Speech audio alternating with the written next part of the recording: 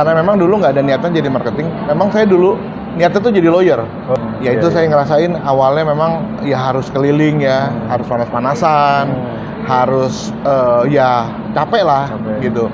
Sampai saya nyerah. Udah hampir nyerah juga. Saya pikir aduh saya nggak bisa nih kayaknya jadi insuran nih berat. Langsung bisa closing 1M.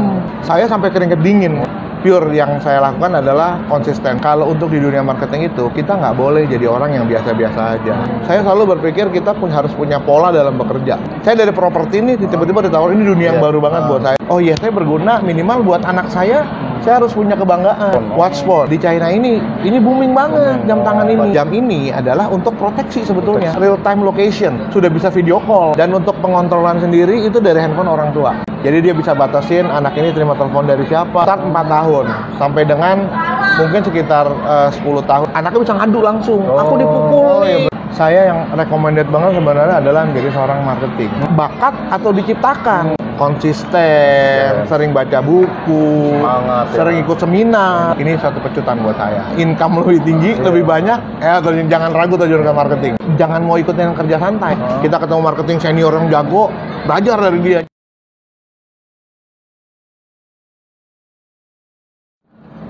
Halo guys, kembali lagi bersama saya Handoyo dalam acara Handoyo Show. Kali ini saya bersama teman lama saya dulu satu project di satu properti developer. Nah, kebetulan bisa bertemu lagi dan beliau menjabat sebagai marketing manager ya sekarang di satu perusahaan di jam tangan. Nah, kita Pak Abiran nih mau berbagi ilmu dengan kita mengenai karirnya dulu ya, secara 14 tahun dia di macam-macam ya, di bidang sales, marketing dan asuransi juga pernah. Langsung aja dengan Pak Biran. Selamat siang Pak Biran. Ya, siang. Halo guys. Selamat siang semua. Banget. Ya. Terima kasih Pak Biran nih untuk waktunya. Nah, itu gimana Pak mengenai karir Bapak kan dulu 14 tahun nih. Nah, kita pengen tahu nih anak-anak muda nih pengen apa sih yang bisa diketahui nih untuk marketing tuh, apa yang dibutuhkan skillnya dan seperti apa sih karir Bapak zaman dulu tuh baru mulainya seperti apa? Ya saya terjun di dunia marketing tuh sebenarnya karena kecelakaan ya, accident ya. Jadi secara nggak sengaja, karena memang dulu nggak ada niatan jadi marketing. Memang saya dulu niatnya tuh jadi lawyer. Jadi pengacara. Itu memang hukum ya? Karena saya kuliah juga ambil hukum. Nah, tiba-tiba saya kebentur harus cari uang banyak. Gitu. Iya kan. Sementara kalau dulu saya mikir, saya ngeliat senior saya lawyer itu butuh proses agak panjang. Jadi akhirnya ya saya coba dulu sebagai marketing ya. Marketing pertama saya ingat dulu saya masih cari kayak account eksekutif di satu tabloid. Tabloid itu ada di Kota Bekasi. Nah, saya cari iklan buat tabloid itu. Ya itu saya ngerasain awalnya memang ya harus keliling ya, harus panas-panasan, harus ya capek lah gitu. Sampai saya nyerah gitu. Tapi ya saya lakukan. Yang penting konsisten. Ya bersyukur gitu. Saya mulai dapat penghiburan, nanti kayak bonus dari ya kan, kalau kita kerja keras pasti ada bonusnya kan. Mulai dapat. Nah, dari situ saya langsung ditawarin ke insurance ya. Karena insurance saat itu apa ya, kayak banyak teman-teman saya yang saya lihat tiba-tiba punya uang banyak banget tanpa harus nunggu lama kan. Saya pikir ya saya tertarik, pasti orang tertarik lah. Tapi memang nggak banyak orang bisa loh jual insurance. Iya, memang karena kan kalau dulu orang bilang jual insurance itu kayak jual janji ya. Betul. Iya kan. Nah, saya coba karena ternyata teman-teman saya banyak, saya coba terjun, ternyata nggak semudah yang kita bayangin. Betul. Kan. Ternyata ya banyak penolakan gitu. Ya akhirnya saya tetap konsisten, saya tetap lakukan, tetap aja kurang banyak juga gitu. Nah, emang gitu emang. Iya. Marketing emang nggak kayak cabai rawit langsung banyak uang gitu. Betul. Kan. Harus kerja keras, cari motivasi lagi, cari mentor ya kan gitu ya. Saya udah hampir nyerah juga. Saya pikir aduh saya nggak bisa nih kayaknya jadi insuran nih berat nggak bisa. Ada satu pemikiran saya yang tiba-tiba berbalik gitu loh. Karena apa? Istri saya akhirnya terjun juga ke insurance. Tadinya dia awal mulanya tuh kayak cuman jadi kayak SPG di salah satu toko buku ya, yang besar di mall-mall. Iya. Tadi cuma SPG doang. Dia ditawarin temennya insurance juga. Dia ditawarin yang luar biasa karena mungkin dia kan orang dari Sumatera Utara ya, orang Batak lah, Batak. gitu kan. Dia itu tiba-tiba join langsung bisa closing 1M. Nah itu closing itu biasanya kan asuransi itu kan keluarga terdekat, lingkar terdekat. Nah itu yang closing 1M itu apa? Pure orang nggak dikenal. Orang nggak dikenal. Jadi dia dapat closing 1M dan komisi yang dia terima bayangin 30%. Oh iya benar. Jadi rezeki itu emang kalau untuk asuransi datangnya nggak tahu dari mana. Iya. Yang penting kita usaha terus ya. Betul. Nah di situ begitu dia terima komisi di rekening, saya sampai keringet dingin karena itu banyak banget duit kan.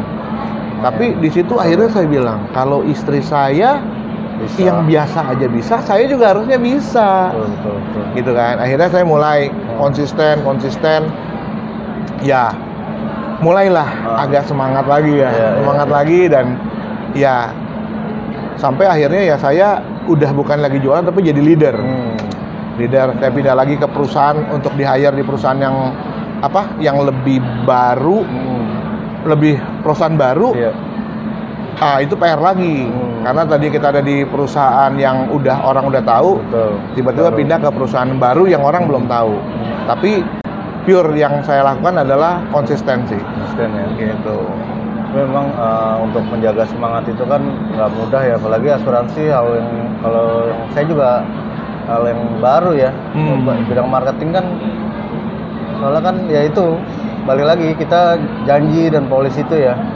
Betul. Kalau asuransi. Nah kemudian kan yang saya tahu sekarang Pak Biran ini kan berapa kali kita project tuh selalu terbaik ya, penjualan terbaik. Nah itu sekarang gimana Pak untuk karir yang sekarang ini saat ini? Kalau sebenarnya sih simple ya, mungkin teman-teman saya berbagi sedikit. Kalau untuk di dunia marketing itu kita nggak boleh jadi orang yang biasa-biasa aja. Betul. Kalau kita jadi orang yang biasa-biasa atau bekerja biasa-biasa aja, otomatis loh. Otomatis kita akan dapat hasil yang biasa aja. Gitu. Jadi memang lebih baik saya dulu gini. Saya sampai di titik ini karena setiap saya masuk perusahaan lebih baik saya capek tapi saya dapat kayak penghargaan gitu. Iya. Saya selalu lakukan seperti itu. Niatnya dulu ya. Iya. Saya kesini mau betul. Yang luar biasa seperti itu ya. Jadi memang saya dulu diajarin gini, kita kerja itu bukan sekedar cuman kerja, kayak bangun pagi, berangkat kantor, mikir, sore pulang, malam tidur, nggak kayak gitu. Saya selalu berpikir kita harus punya pola dalam bekerja. Contoh sama kayak handphone ya, mungkin kalau kita ada di lock pola gitu, kalau polanya salah, kebuka nggak? Nggak kebuka. Tapi kalau polanya benar kita kerja, kebuka. Itu yang selalu saya, jadi kayak kita ada pattern lah, ada patternnya cara kerja. Jadi harus lakukan apa, kita berpikir besok harus ngapain gitu. Gitu. Dan saya sih biasa lakukan seperti itu sih. Nah kalau untuk sekarang nih, kan bidangnya untuk jam ya. Iya. Itu gimana sih kan beda? Telekomunikasi lah ya. Iya kan beda nih. Kenapa sih? Kan properti, asuransi. Nah ini gimana sih siasatnya, terus tips-tipsnya bagi yang mau berkarir juga di misalkan menjadi sales gitu kan, marketing itu kan emang marketing semua bisa ya. Betul. Kan bidangnya beda dan ini kan penjualan untuk jam ya. Dan itu apa sih yang yang diperlukan skillnya? Jadi gini teman-teman, waktu saya saya sebenarnya ditawarin, ada yang nawarin saya untuk ayo join di sini gitu. Nah, waktu saya dari properti ini tiba-tiba ditawarin, ini dunia yang baru banget buat saya sebetulnya. Saya ditawarin dan produk itu juga produk yang cuma satu di Indonesia, jadi nggak ada kompetitornya. Iya kan. Jadi ketika saya ditawarin, saya cuma ingat kata bapak saya selalu ngomong gini. Bapak saya selalu ngomong gini. Jadi manusia itu harus berguna buat orang lain. Karena kalau kita nggak berguna buat orang lain, lebih parah daripada sampah. Kenapa saya bilang? Kalau sampah itu kan masih bisa didaur ulang ya. Iya benar. Jangan, makanya itu bapak saya selalu bilang gitu. Jadi saya selalu bilang, oh iya saya berguna minimal buat anak saya saya harus punya kebanggaan. Jadi ketika saya ditawarin produk ini, saya cuma mikir saat itu gini, kalau produk ini atau perusahaan ini maju, minimal saya orang yang turut ngebangun perusahaan ini. Oke. Jadi itu yang saya benar-benar, padahal saat itu sebelum itu saya ada di salah satu perusahaan BUMN yang udah duduk manis aja, udah nggak pusing gitu. Tapi saya gambling ambil tawaran ini karena ya itu, karena saya maunya tuh saya berguna lah, gitu kayak seperti itu sih. Memang lagi booming sih sekarang ya untuk jam tangan anak ini kan. Memang saya juga sempat dapat orang tua yang nggak pengen anaknya tuh megang handphone. Gitu. Jadi setuju. Dia takutnya anaknya tuh menonton film betul, dewasa. malah disalahgunakan ya. Nah, kalau ini kan berarti ngontrolnya lewat jam ya, berarti ya. Nah, itu gimana sih? Itu fiturnya seperti apa sih Pak untuk yang jam tangan itu? Nah, manfaatnya atau fiturnya atau jam tangan ini sebenarnya kalau orang bilang jam tangan itu ada orang bilang smartwatch ya. Nah, sebenarnya kita bukan smartwatch. Smartwatch kan harus update terus ya? Iya, kalau smartwatch itu kayak jam tangan mesin kayak satu brand yang harus connect sama handphone gitu kan. Handphone. Harus deket ya karena connect ini pakai koneksi Bluetooth. Nah, kita bukan smartwatch. Kita selalu bilangnya jam yang kita jual itu watch phone. Watch phone. Nah, jadi jam tangan ini sebenarnya asal kita dari China. Dari China, tapi kita bukan jam tangan China yang diimpor dengan cuma-cuma, nggak ada izin, nggak tahu apa, tapi kita resmi, ada service center, garansi juga 1 tahun. Jadi memang benar-benar produknya diperhatikan. Nah, di China ini booming banget jam tangan ini. Ini ya, iya. Karena apa? Karena di China karena banyak banget kayak penjualan human tracking ya, kalau kita bilang ya. Jadi anak diculik gitu. Kalau mungkin teman-teman bisa lihat di YouTube sendiri, banyak tuh kalau di China yang orang main tarik anak gitu aja. Akhirnya jam ini adalah untuk proteksi sebetulnya. Jadi buat tahu kondisi anak di mana, anak sedang berbuat apa. Ada mapnya gitu ya? Yes, betul. Jadi kita bilangnya, orang bilang GPS, bukan GPS sebetulnya. GPS itu kan lokasi ya.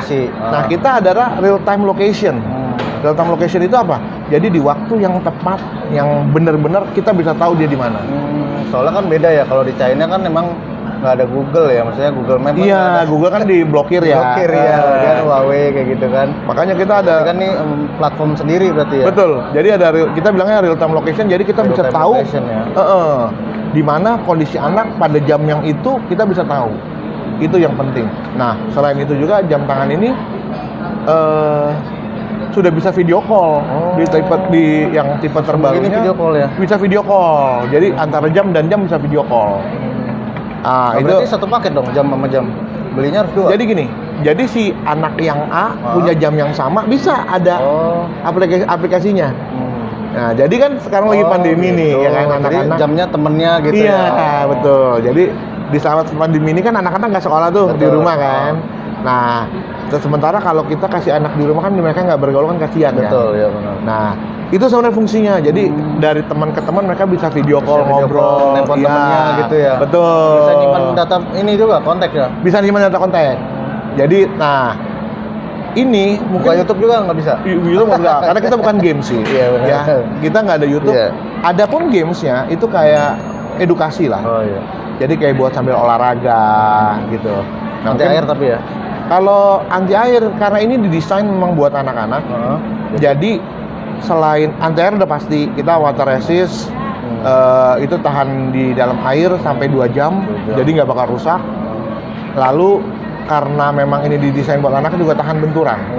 Jadi kalau kebanting itu nggak bakal rusak. Memang didesain. Takutnya kan, jam mahal pakai rusak. Nah, tapi ini kita nggak rusak. Emang udah desain buat anak. Kecuali kalau kelindes mobil ya, pasti pecah. Tapi memang yang saya tahu nih udah Pak Biran nih memang udah wilayahnya udah cukup luas ya Pak ya, Jakarta, Bekasi, Cikarang, dan Lampung. Saya baru per bulan kemarin dipercayakan untuk urus di area Lampung juga. Ya, memang lagi booming sekali ya ini. Iya. Jadi konsepnya tuh smartphone ya, bukan watch phone, bukan smartwatch. Bukan smartwatch. Beda ya. Jadi konsepnya kalau beda ya, kalau beda. watch kan tadi beda ya. Smartwatch itu kan lebih ke asisten ya. Misalkan kita males buka handphone, lihat ada pesan atau ganti musik, ya kan dari jam tangan. Tapi kalau kita nggak, kalau watchphone ini jadi dia pakai kartu sendiri, bisa jauh pun bisa. Orang tua kerja. Tujuannya buat kontrol anak. Betul, ya? proteksi anak sih. Oh, dia ada SIM cardnya? Ada SIM cardnya. Jadi pakai internet sendiri. Dia jadi orang tua, dia bisa. Datanya dari internet dong berarti? Dari internet sendiri, dari internet. Tapi yang nggak bisa buka YouTube nggak bisa ya, buka WhatsApp nggak bisa. Paling kalau dia bisa connect itu kayak misalkan dia mau telepon, itu pun ke orang-orang yang sudah terdaftar di jam tangannya. Kayak misalkan bapak, ibu, kakaknya, itu bisa. Tapi didaftarin di sini di iya, langsung di aplikasi. Dan untuk pengontrolan sendiri itu dari handphone orang tua. Jadi bukan anaknya bisa setting, nggak bisa, anaknya nggak bisa setting sendiri. Jadi dia bisa batasin anak ini terima telepon dari siapa. Karena sekarang banyak tuh ya telepon kayak penipuan kan. Ya kan anak-anak suka nggak tahu kadang-kadang. Biasanya anak umur berapa yang bisa pakai nih? Kita itu mulai dari umur 4 tahun. 4 tahun bisa. Start 4 tahun sampai dengan mungkin sekitar 10 tahun. Jadi kalau mainnya video call langsung di ini bisa nggak? Bisa lihat, karena saya lihat. Mana gitu ya? Iya, jadi kan gini. Kalau handphone itu kan kadang misalkan si Neni nih, si babysitternya, anaknya bisa ngadu langsung. Aku dipukul nih. Iya benar, ya kan banyak sekarang tindak kekerasan kan, orang tuanya pergi di kantor. Betul. Ya kan? Jadi lebih safety sih. Ibu-ibu yang mau untuk kontrol anaknya ya di rumah, apalagi masih kecil ya kan, sama orang tua atau mau babysitter ya. Betul. Bisa langsung kontrol dari kantor ya. Iya, bisa langsung video call. Iya betul. Oke. Kedepannya kira-kira ada saran lagi nggak Pak buat anak-anak muda nih yang ingin berkarir juga di marketing? Bapak kan ada pengalaman nih. Nah, apa sih skill yang dibutuhkan gitu, atau tetap semangat atau gimana supaya konsisten? Kan Bapak lumayan nih lama nih, 14 tahun nih. Sebenarnya sih buat teman-teman anak muda yang mungkin baru lulus atau sedang mencari pekerjaan, saya yang recommended banget sebenarnya adalah menjadi seorang marketing. Karena kenapa saya bilang kalau teman-teman ada terjun di bidang marketing, nggak butuh waktu experience untuk teman-teman tuh bisa punya penghasilan banyak. Dan naik levelnya cepet juga. Iya, jadi sebetulnya adalah yang dilakukan di bidang marketing, tapi memang di bidang marketing itu teman-teman harus siap mental juga. Betul. Karena apa? Bukan cuma ngadepin para customer, tapi juga target dan leader-leader yang kadang-kadang kebun binatang tuh. Tapi itu pacuan sebetulnya. Gitu. Jadi memang harus teman-teman harus bermental baja. Tapi bayangin gini, teman-teman yang mungkin baru lulus sekitar usia 20-21 tahun ya. Teman-teman kalau teman-teman kerja di back office atau jadi administrasi atau jadi ya kantor lah ya, office lah ya. Teman-teman akan cuman membuang waktu teman-teman. Saya nggak bilang salah ya, tapi ini menurut saya teman-teman akan cuman menghabiskan waktu. Sebenarnya teman-teman bisa explore skill, skill dan keahlian, tapi hanya duduk di balik meja.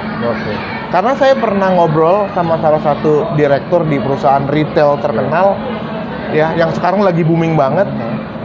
Itu sales director itu teman saya kebetulan, dia ngobrol, kita pernah sharing gitu ya. Dia bilang, dia tanya ke saya, sebenarnya seorang marketing itu bakat atau diciptakan, di-create atau emang bakat gitu ya. Nah, karena kebetulan saya merasakan saya otodidak ya, nggak pernah ada yang ngajarin saya bilang itu bakat. Ternyata saya dibilang salah. Seorang marketing itu sebenarnya adalah bisa dibuat. Loh, kok saya bisa? Nah, karena adalah itu konsisten, sering baca buku, sering ikut seminar, walaupun memang kadang seminar ada yang bayar, ada yang gratis ya. Kadang yang bayar juga bagus, dapat sertifikat. Nah, itu sebenarnya ilmu. Gitu. Tapi memang kembali kepada kita pribadi. Kita itu mau lagi tadi ya. Betul, mau konsisten apa enggak. Kadang memang ada sakitnya. Saya dulu direktorin pernah ditolak bukan pakai mulut tapi didorong. Itu menyakitkan sih, tapi saya pikir inilah pacuan kalau saya tunjukin ini satu pecutan buat saya. Jadi buat teman-teman, ayo kalau mau punya income lebih tinggi, lebih banyak, jangan ragu terjun ke marketing. Di situ teman-teman akan bisa. Beratnya gini, kadang di marketing itu jangan mau ikut yang kerja santai. Justru kita harus yang kerja lebih berat. Di situ pasti balance lah kalau di marketing. Kalau kita kerja banyak, penghasilan banyak. Kalau kita kerja sedikit, ya sedikit. Betul. Tapi memang Gitu. dunia marketing itu ya kita dagang pun butuh jual ya kan. Betul. Kita apa semua kebutuhan marketing semua. Kita Betul. dagang juga butuh jual, kerja juga ada marketing. Betul. Yang penting terus belajar sih. Betul. Terus belajar aja. Jadi ada misalkan kita masuk satu perusahaan, kita ketemu marketing senior yang jago, belajar dari dia, jangan malah kita menutup. Minder ya. Belajar aja, cari ilmu. Nggak ada salahnya kok kita belajar. Yang untung kan kita ya kalau kita belajar ya. Siap. Kayak gitu. Baik, sampai di sini dulu Pak Biran, terima kasih ini Terima kasih buat- dan guys dapat ilmu lagi dari Pak Biran. Nah, terima kasih bila menyukai video ini, klik like dan subscribe. Tunggu video kita selanjutnya, next video. Terima kasih. Dan